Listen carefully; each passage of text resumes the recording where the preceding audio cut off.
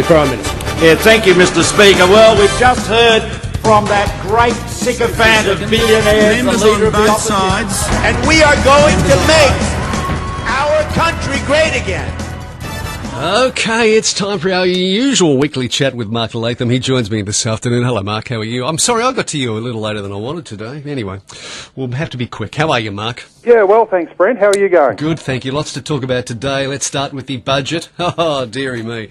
Yesterday, Malcolm Turnbull and Scott Morrison were everywhere trying to sell the budget, and unfortunately, the news that broke with the Section 44 and the Citizenship debacle that came across at about 10:30 in the morning, well, the budget just went by the wayside, didn't it? Well, it did, but I think we need to understand that there's a bit of smoke and mirrors about this budget.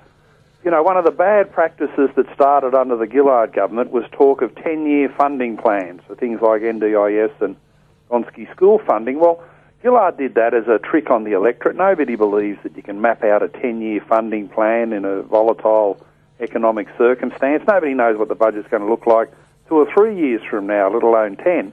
And Gillard did that to hold out hope for her supporters on the basis that, you know, they'd spent all the surplus, they'd driven the budget into debt and deficit, and they couldn't do the things on schools and disability they wanted to do up front. So they gave us what I think is the fraud of a 10-year plan. And now the Liberal Party is doing the same thing with tax. I mean, the idea that Malcolm Turnbull's tax plan is going to go through in the year 2024 is fanciful. It is, isn't it? You know, we get the $10 tax cut this year for most people, but the idea he's going to remove that tax bracket 6 years from now, I mean, he's got to be re-elected 2 more times, and he can't even win a news poll. So the idea that this is a valid promise for 2024 is just an insult to everyone's intelligence. What would you have scored the budget out of 10? 3 or 4. 3 or 4? Yeah, they haven't got spending under control. They haven't got a real plan that's plausible for eliminating the deficit. They haven't been able to deliver anything meaningful on tax policy in the short term. I mean, if you believe in tax reform, if you believe in those tax rates in 2024, do them now. Do them now and bring spending under control. It's the age-old problem. They introduced new spending program. I mean, 25 minutes of the Treasurer's speech was just a shopping list of extra spending. Everything from roads, rail, health, aged care, genome project, and on and on and on it went. There was barely anything. It was like the government looks at the map of Australia and thinks every single community interest group, political interest needs some money thrown at them for political reasons. Well, just do one good thing in each budget and do it well. This year it could have been tax reform, but the 6-year delay just makes that totally impossible. So all the earlier talk that Scott Morrison was going to deliver a Santa Claus budget was quite wrong, really. Well, there's money in there, but it's not in the national economic interest. You know, there's plenty of money being thrown at infrastructure, for instance. The reason for that is the government is sticking with the big Australia immigration program, 190,000 net permanent migration every year for the next 4 years. So that's nearly 1 million people coming to Australia over the next 4 years. I was just amazed about that, but they've stuck with it, haven't they? Well, they haven't. I mean, every single new economic report that comes out is damning. And there was a Treasury report. It hasn't received much publicity, but let me just give you a statistic that I found startling when I read it, and it just lets, the reality of the immigration program starts to sink in. The government boasts, and Morrison said in his budget speech, they've created nearly 1 million new jobs since the government was elected in 2013. So it's 1 million jobs over 5 or 6 years. 2/3 of those have gone to recently arrived migrants. Only 1/3 of that amount, or 60,000 new jobs per annum, go to existing Australian residents. So the crumbs in job creation go to the people who live in the country right now. Future job creation is being soaked up by big Australia immigration. The program is not working in the interests of people who live here right now. Once again, another mistake. He's read it wrong because the large proportion of the general public don't want that 190,000 figure to remain. They want it to be a lot less than that. They don't. Other studies show that when we talk about skilled migration, effectively we're bringing in engineers who end up working as cleaners or taxi drivers.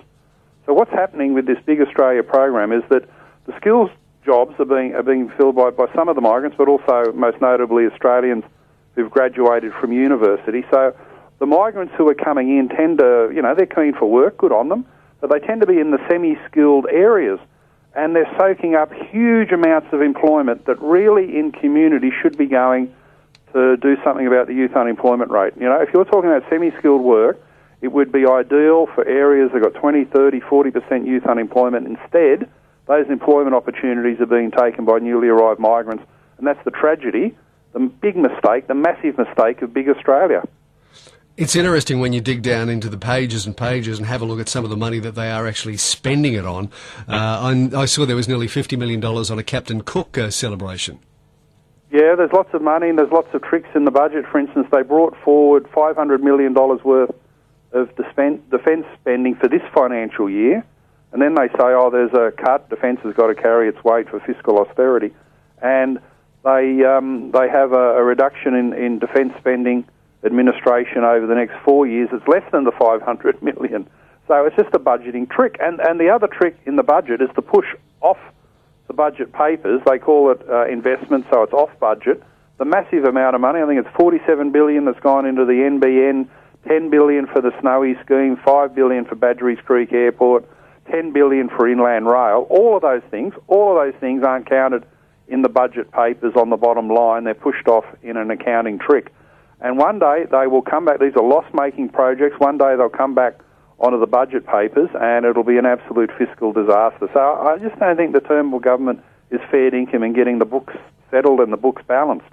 Well, should they call the tax offset the swinging voter tax? I mean, they think they can, I suppose, buy off the swinging voters for $530-something. Well, $10 a week is an insult, isn't it? I mean, if you've been working hard, doing your overtime, moving into higher tax brackets over the last 5 or 6 years, $10 a week is a small fraction of what the government's taken off you in bracket creep. And I just think it's an insult to people to say, look, we think you're so silly that you'll take the $10 now and thank us for that. And the promise of more in 6 years' time, you'll thank us for that as well. People are smarter than that. The electorate is very cluey.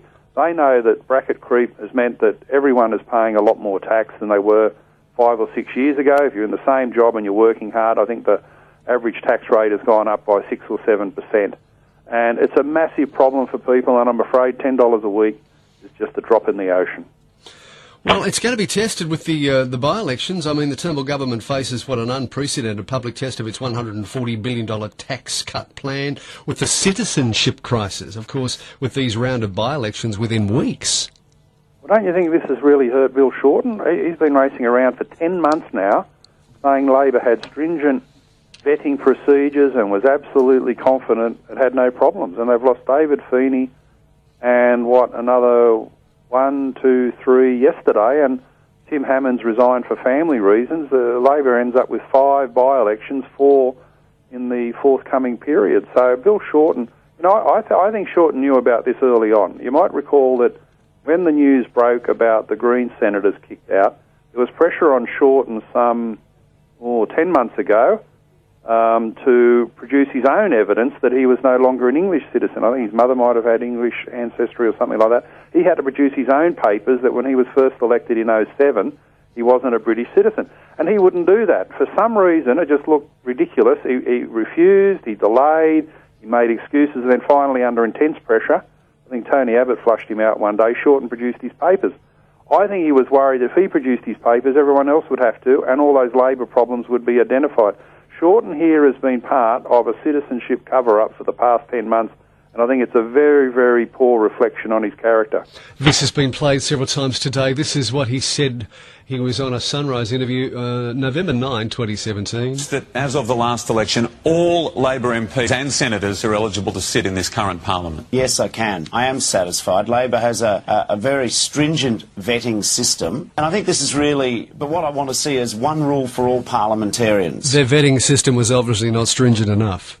No, I think if Shorten doesn't tell the truth about his own Labor Party caucus, can he be trusted to be the Prime Minister? I think there's sort of a shifty Shorten factor out there. I don't think people trust this guy, and with good reason. It just looks terrible. He's stonewalled on this for 10 months. There's a massive problem, and now he's got to face the electorate, got the expense of the by-elections, the inconvenience for the people in those constituencies, and I think it was just all unnecessary way back. I think Turnbull bears some responsibility here. Way back when this first broke, 10 months ago, there should have been a complete audit of the Parliament. I said that at the time, others did, and you would have had all this sorted by the end of last year. So does this play into Malcolm Turnbull's hands, you think? Well, you'd have to say, the budget has had some good reception. I think the budget is a bit smoke and mirrors, but you'd have to say that in the media, some of the front pages were favourable to the government. I'm not too sure everyone will buy that, but certainly there's a big hole in Shorten's credibility. So overall, Turnbull has won the week, if you want to look at it in those base electoral terms. And, probably the government would be pretty happy coming into the end of this parliamentary sitting week. Now, on your Facebook page, Mark, you have been, I won't say rude, but you certainly haven't been polite. Well, you've been rude.